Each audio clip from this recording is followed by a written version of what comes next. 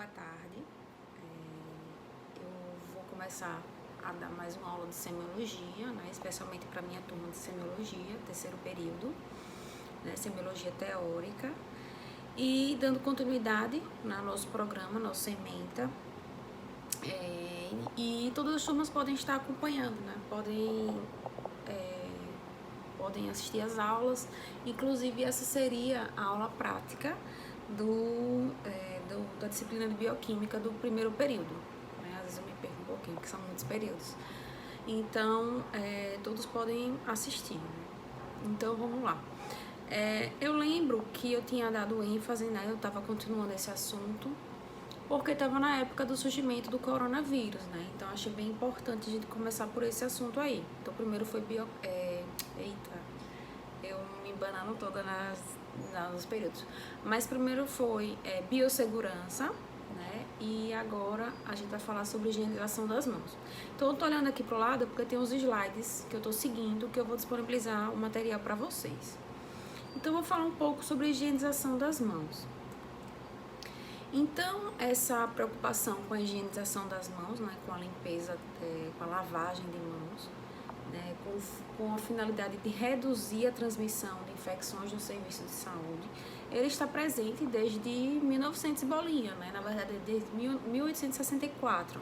Então, nossa querida Florence Nightingale, ela, né, que é a mãe da enfermagem, ela já priorizava, né, a limpeza do ambiente, e ela já falava, olha, a partir do momento que adotarmos medidas de higienização, tanto pessoal quanto do ambiente, vai haver a menor quantidade de risco, né, menor probabilidade de riscos inerentes e menor a taxa de mortalidade, né, entre esses feridos de guerra, né, porque ela trabalhava em enfermarias de guerra, né? Ela fazia também a triagem dos pacientes. Então, naquela época, lá em 1860 e bolinhas, ela já separava os pacientes por gravidade, né? Então, veja que pessoa evoluída naquele tempo, né? A gente sempre vai estar falando de Florence porque ela está presente aqui em várias teorias,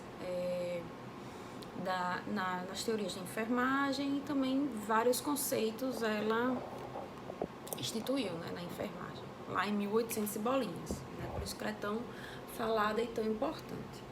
Então, ela priorizava a higiene pessoal de cada paciente, dos utensílios, que ela já dizia, olha, o utensílio tem que ser individual, né, eles não podem ser compartilhados, e o ambiente deve ser limpo, né, o ambiente, tanto o pessoal quanto o ambiente, que as pessoas, os feridos de guerra estavam inseridos, devem ser higienizado, né? Então, ela em 1864, ela já priorizava isso aí.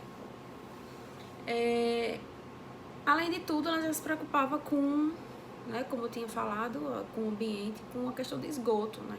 Então, ela já observava isso aí, essa questão do esgoto. A gente sabe que hoje em dia, numa instituição, né, um exemplo, não sei, uma unidade de saúde básica, né,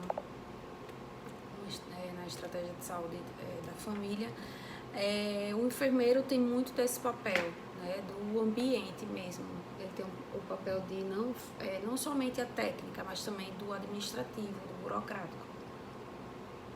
Às vezes eu falo que até é um papel até maior da enfermagem, né, a questão da organização, da logística, do ambiente, né? Então isso tudo vem aí de 1800 e bolinhas, né, com Florence Nightingale. E ela fazia isso tudo aí, né, para reduzir a taxa de mortalidade da instituição, né? Então ela priorizava a limpeza do ambiente e a limpeza individual, né, para reduzir as taxas de mortalidade. E aí a gente entra na era microbiana, né? Eu até brinco, né? A gente tá revivendo o passado. Então hoje a gente tá aí na era microbiana, né? A era microbiana foi aquela época em que houve a descoberta, né, de micro-organismos patogênicos, como, por exemplo, os fungos e protozoários, né? E naquela época priorizava-se a geração espontânea, né? Ou seja, tudo era gerado de uma forma espontânea. Né? E veio Louis Pasteur, né, que de onde veio aquele processo de pasteurização, Foi ele que deu origem à teoria microbiana da fermentação, em que os micro-organismos estavam relacionados com esse processo de fermentação. Né? Então foi ele que, se eu não me engano, né, eu lembro de biologia, né, não é uma coisa muito recente, mas eu lembro que ele fez aquele bico de Pasteur, em que ocorreu lá o processo de fermentação. Né? E aí veio o Koch com o estudo de bactérias, né? Bactérias relacionadas a doenças, como por exemplo o carbúnculo, né? E ele deu origem à teoria microbiana da doença. Lembrando também, eu lembro que eu falei na aula, né, que muitas dos xingamentos que a gente usa, né, não vou ser hipócrita, vem de doenças, tipo peste, tem a peste bubônica, cabrunco, não peguei o som aí, mas cabrunco, vem de carbunco, né? E canso, se eu não me engano, é do câncer. Então, muitos dos xingamentos vêm das doenças. Eu quero chamar a atenção também, que hoje talvez a gente pudesse abordar também, a estrutura, né, dos micro-organismos são totalmente diferentes. Então, a gente tem uma estrutura de um vírus diferente da estrutura de uma bactéria, diferente da estrutura de um fungo, né? Lembrando que, eu sempre falo isso nas minhas aulas, né? Quem é que é mais complexo? Um fungo, uma bactéria, ou um fungo, uma bactéria ou um vírus, né? Porque o vírus é acelular, né? O vírus é um parasita, praticamente. A bactéria não tem carioteca, né? Não ser procarionte. Então, assim, hoje não dá nem pra saber quem é mais complexo, né, de quem é mais complexo que quem. Porque hoje está aí o coronavírus detonando todo mundo, matando 2.000 pessoas por dia, e ele é um ser celular, um parasita. Então, assim, lembrando também que esses micro-organismos, eles sofrem mutações de acordo com alterações do ambiente. Então, talvez, por isso que o coronavírus, né, vem aí com uma potência maior, né, uma gripezinha bem mais potente, né? Então, olha, se certo. Mas enfim, e naquela época adotou-se técnicas de asepsia borrifando o ácido carbólico. Né? Então, naquela época a asepsia se fazia com o ácido carbólico. E os cientistas observavam, né, uma queda na mortalidade dos micro-organismos entre 46% para 15%, né? Então havia uma redução da taxa de mortalidade. Em 1975 e 1985, né, foram publicados guias para lavagem de mãos de hospitais, que a gente chama de CDCs, que são os Centros de Controle e Prevenção de Doenças. Né? Então, esses manuais, esses guias já mostravam lá, né, em 1980, né, 1985, que lavar a mão era bem importante. Antes dos procedimentos, o uso de antissépticos, de sabonete, lavar as mãos com sabão, né, ele já mostrava essa importância. Em 2002, houve o estabelecimento do Guia para a Higiene de Mãos em Serviço de Assistência à Saúde. E em 2002 também houve a substituição do termo lavagem de mãos por higienização das mãos. Porque lavagem de mãos só era a lavagem de mãos, né, com água e sabão. Porém, higienização das mãos, a gente inclui a lavagem dessa mão com água e sabão, mas também o uso de preparações alcoólicas ou não alcoólicas para higienizar essa mão. Né? Então, a gente sabe que no meio hospitalar, por exemplo, a gente tem o álcool gel, a clorexidina, o PVPI, que eu não lembro se é mais utilizado, mas eu vejo em filmes, né? Então, a higienização das mãos, ele leva em consideração muito mais além do que a lavagem somente de mãos. Lembrando que lavagem de mãos é a lavagem de mãos com água e sabão naqueles passos, né? Lembrando também que existiam os passos para lavar, existiam os passos de lavagem de mãos, né? Que agora está bem estabelecido e bem nítido mesmo, né? Inclusive o enfermeiro, estudantes de enfermagem tem esse papel de fazer educação em saúde em relação à higienização das mãos, porque a gente usa hoje o água e sabão e a solução alcoólica 70%. Por que a gente usa tanto, por que tantos especialistas dizem assim, melhor que o álcool 70 é a higienização das mãos com água e sabão? Porque o vírus do coronavírus tem uma película aí de gordura, que o detergente ele quebra essa película de gordura. Por isso que ela é tão importante, tão muito eficiente, muito mais eficiente do que o álcool 70. Né? E por que eu falo preparação alcoólica 70%? Porque a gente tem hoje o álcool líquido 70%, né? Para higienização de superfícies, mas a gente tem também o álcool gel 70%, em que reduz esse ressecamento, né, da epiderme, né? Então o líquido é para a superfície e o gel é para as mãos, né, outras partes aí. E aí a gente fala um pouquinho sobre a pele, né? Até eu lembro, gente, pele é o quê? Um sistema, um órgão, um tecido, né? O que é a pele? Né? Então a pele, né? Aqui a pele que a gente habita, né? Eu acho assim, um dos órgãos, todos são muito importantes, né, minha gente? Mas a pele, assim, tem uma importância que eu não sei nem mensurar, né?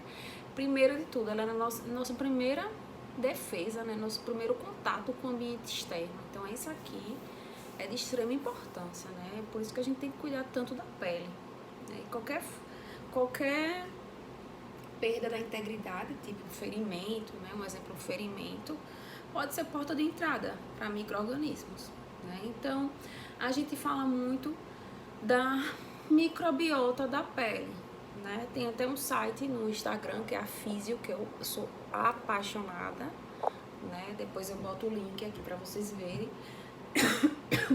em que ele faz um memezinho de um micro-organismo na pele, dizendo assim, você acha que você tá sozinho, né? Porque isso aqui, se a gente pegar um pedacinho disso aqui e colocar no microscópio, tem uma série de micro-organismos morando aqui, né? Esses micro-organismos residentes em alguma parte, né? Residente natural de alguma parte do nosso corpo é chamado de microbiota. Então, microbiota são um grupo de micro-organismos que vivem em tal local do corpo. Né? Então a gente tem microbiota intestinal, a gente tem a flora intestinal, né? A gente tem a microbiota aqui da epiderme, e todas as partes do corpo tem micro-organismos morando. Inclusive, existe uma doença chamada Cândida, né? Que é um fungo que ele é natural do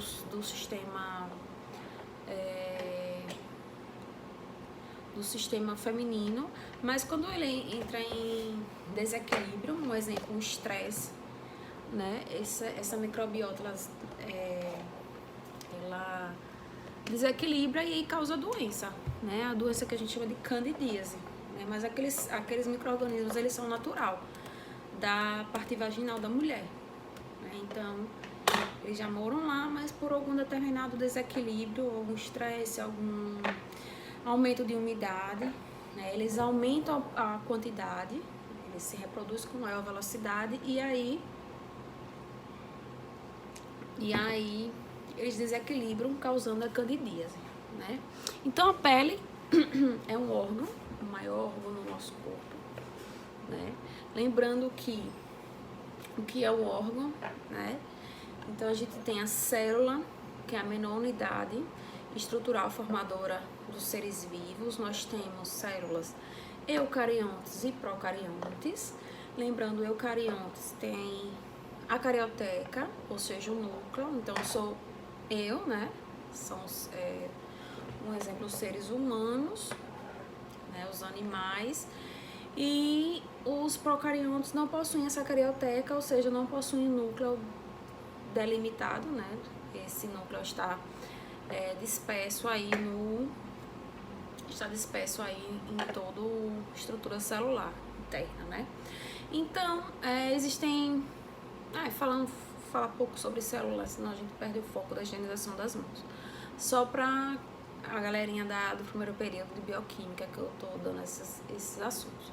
Mas, enfim, funções da pele, né? Então, ele isola o nosso corpo do ambiente externo, né? Ele é a primeira barreira em relação ao ambiente externo.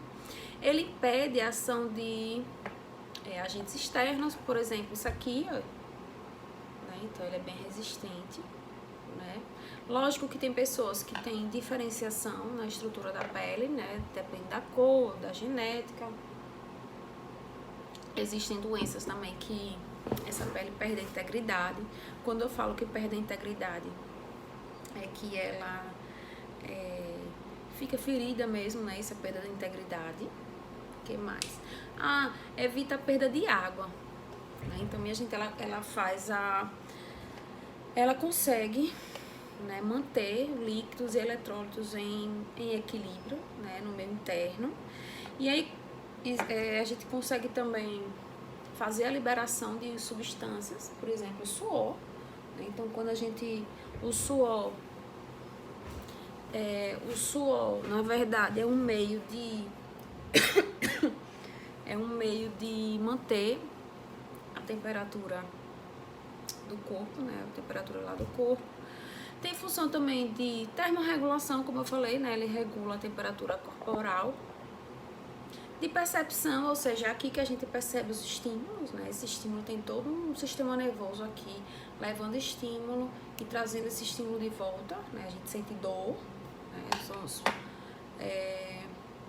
os estímulos dolorosos. O que mais? E liberação de substâncias, né? Aí eu falei algumas funções aí da nossa pele, né? Lembrando que a pele se divide em epiderme, derme e hipoderme. Epiderme é a camada mais externa, né? Derme é a intermediária e a hipoderme onde vamos ter o tecido adiposo, né? O tecido adiposo é aquela parte gordura, né? Gordurosa. Então, existem bactérias residindo nessa microbiota. Então, a microbiota pode ser, eu citei aqui 2 tipos, que pode ser a transitória e a residente. As transitórias, elas colonizam a camada superficial da pele. Elas ficam lá por um curto período de tempo. Ele é removido com a higienização das mãos, né, com água e sabão. E é formado principalmente por micro-organismos não patogênicos, né? Ou seja, não causam doenças e raramente se multiplicam na pele. A microbiota residente é aquela microbiota que não pode ser retirada com facilidade, ela reside em camadas mais profundas da pele e ela é mais resistente, né? Então, a gente falou aí da pele, microbiota, os tipos de microbiota, e a gente vai falar sobre alguns produtos que fazem a higienização das mãos.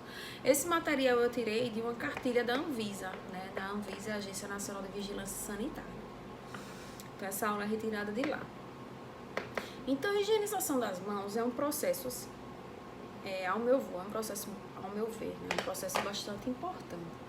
Porque houve uma época, né, não lembro qual foi o ano, em que a prioridade era a lavagem de mãos. Percebeu-se que a maioria das infecções hospitalares eram causadas pela não higienização das mãos. Então, a Agência Nacional de Vigilância Sanitária até fez uma cartilha sobre como higienizar as mãos, né? Não somente lavagem, mas também higienização completa das mãos. E essa higienização das mãos, ela vai reduzir a transmissão de micro-organismos, diminuindo a incidência de infecções e reduzindo a morbimortalidade dos serviços de saúde. E para que essa higienização ela seja efetiva, precisam haver 3 elementos, preste atenção.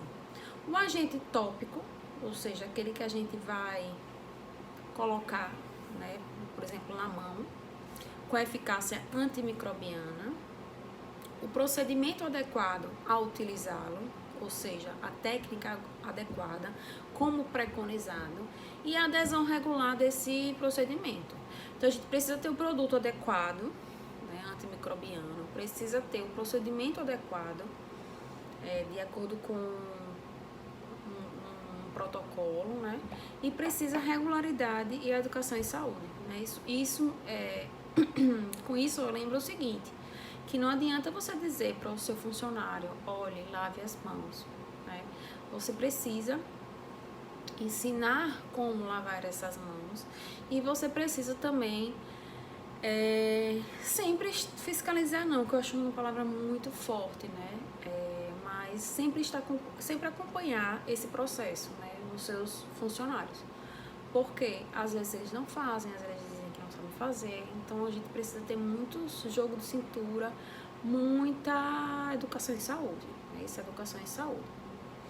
E o problema é que a gente tem com a higienização das mãos, né? Talvez agora não tanto, porque agora tem que higienizar as mãos de qualquer jeito, né? Não pegar no rosto, sempre lavar as mãos. É negligência. Negligência é você saber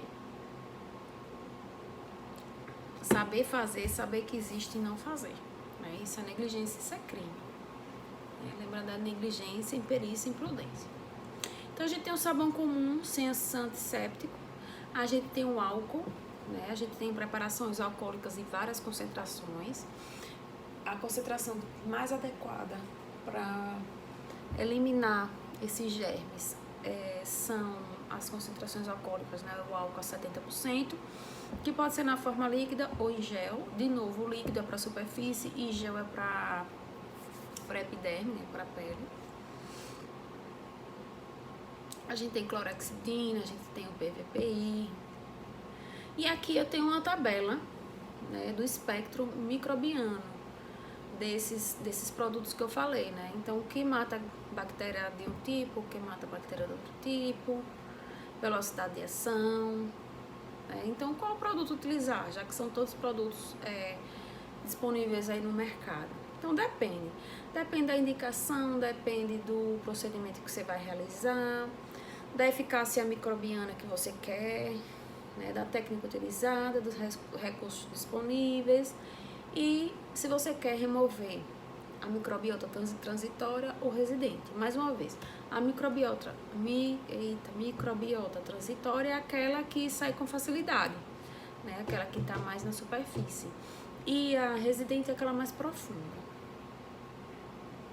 Então, a higienização das mãos é o procedimento mais simples que tem para reduzir aí as taxas de infecção hospitalar, a mortalidade, para prevenir a propagação de infecções. E ela foi substituída, né? Em vez de lavagem de mãos, agora é higienização das mãos, porque existem outros produtos, né, envolvidos aí na higienização dessas mãos, não somente a lavagem de mãos, né, em si. Então, como objetivos, eu citei alguns aqui. Então, remoção de sujidade, suor, oleosidade, pelos, células descamativas, microbiota da pele, interrompe a transmissão de infecções por contato, prevenção e redução de infecções causadas por transmissões cruzadas, né? E aí temos os passos de lavagem das mãos, né? Vou aumentar aqui alguns passos de lavagem de mãos. Então, a gente tem, olha, entre os dedos, assim, o polegar, as unhas e o punho, né? O punho, e aí você abre a pia, lava, não precisa encostar uma mão na outra, nem fazer assim, chacoalhar, né? Vai pegar uma toalhinha e vai enxugar, né? E, professora, mas existem vários tipos de lavagem de mãos. Existem vários tipos de lavagem de mãos, várias, né? Até a dúvida que surgiu esse ano foi, mas tem a lavagem do punho e não sei o quê. Gente, o que eu tiro de mais interessante nessas técnicas é que você deve lavar todas as partes da mão. O importante é você fazer a lavagem de todas as partes da mão. Isso é que é importante. e não contaminar. Um exemplo é você, né, porque muitas torneiras não tem um sistemazinho que você não consegue abrir e fechar sem a mão, né? Mas enfim, a gente tem que evitar contaminações. Além disso, a gente deve manter as unhas naturais e limpas, sempre limpas, né? Nos serviços de saúde não é bom usar unha postiças, né? Principalmente quem faz assistência direta ao paciente. Evite esmaltes nas unhas, porque elas podem esconder sujidades. Evite o uso de anéis, relógios, pulseiras, adornos, né, na hora que você for assistir o paciente. Porque além de ser, não sei, estranho, eu acho estranho, você ainda leva coisas pra casa. Tipo, não sei, eu tenho essa impressão. Micro-organismos que estão lá, né, no ambiente, que, por exemplo, quem usa brinco. Então esse micro-organismo você vai pra casa com um brinco, né? Então o micro-organismo vai também, não sei, né? Colar também. Então acho que não é muito agradável não o uso desses objetos em quem faz a assistência direta ao paciente, né? E aí a gente tem o uso de luvas. A gente tem 2 tipos de luvas, né? A gente no nosso laboratório, existem vários tipos de luva na verdade, mas o que a gente mais tem contato são as luvas de procedimento, são as luvas comuns e as luvas estéreis, né? Eu até brinquei com meus alunos que eu fui para uma aula prática, né, lá na FANEB, e aí eles estavam tendo aula de como colocar luvas estéreis, né? Tem todo um procedimentozinho. Eu coloquei um vídeo aqui no material de vocês, mas sinceramente eu não lembro como é que colocam as luvas estéreis, né? Eu tive que estudar mesmo, porque isso é normal, porque é uma coisa que a gente não utiliza no nosso dia a dia, né? Mas assim, a gente reaprende, né? Então eu tive que reaprender, na verdade meus alunos que me ensinaram, né? Então a gente tá sempre aprendendo. Então as luvas de procedimento são consideradas um equipamento de proteção individual, que é um BPI. Tem um modo aqui de uso, né? Então eu vou ler alguns. Sempre que tiver contato com sangue e fluidos corporais, contato com mucosas e pele não íntegra de todos os pacientes, reduz a possibilidade de micro-organismos de contaminação, né? Troca sempre que houver contato com os pacientes. No mesmo paciente, se mudar o sítio de cuidado, né? Tipo, tava na cabeça e agora tô cuidando de uma ferida na perna.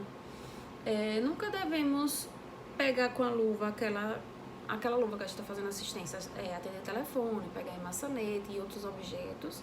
Não reutilizar essas luvas e também a luva não substitui a higienização das mãos. Coloquei também o modo de colocar aqui das luvas de procedimento e de retirar também. E a gente tem as luvas estéreis, né? Essa aqui tinha muito tempo que eu não tinha visto, meus alunos que me ensinaram. Então ela é utilizada para qualquer procedimento cirúrgico, né? Que tem que ter mesmo coisas estéreis. Realização de acessos mais complexos, né? Ou de procedimentos mais complexos. E qualquer procedimento que tenha que ter essa técnica séptica, né? Lembrando que a luva estéreo vem num papel, assim, que você tem que abrir o campo, né? Você abre o campo direitinho. Você tem que ter todo um procedimento para a colocação dessa luva. Não é difícil, é porque a gente precisa treinar um bocado, né? Então, a gente precisa treinar um bocado e é isso, né? Lembrando que se a gente não treinar, a gente também esquece, né? O que não treina atrofia, né? Sempre digo isso, a gente tem que estar sempre estudando. Então, pessoal, eu fico por aqui. Essa era a nossa aula de higienização das mãos. Eu lembro que a gente não tinha terminado essa aula, né, lá na faculdade, então eu terminei agora. Ele vai ficar disponível no nosso canal do YouTube, né? Como mais uma vez, não é um canal, vou tentar até tornar o canal mais atrativo, mas eu acho que eu consigo passar as informações básicas para vocês. E qualquer dúvida, estou disponível aqui online, né? Estou à distância, mas eu estou ausente, mas estou presente, né? 24 horas aí na vida de vocês. E qualquer dúvida é só me mandar um zap. Um beijão e boa tarde.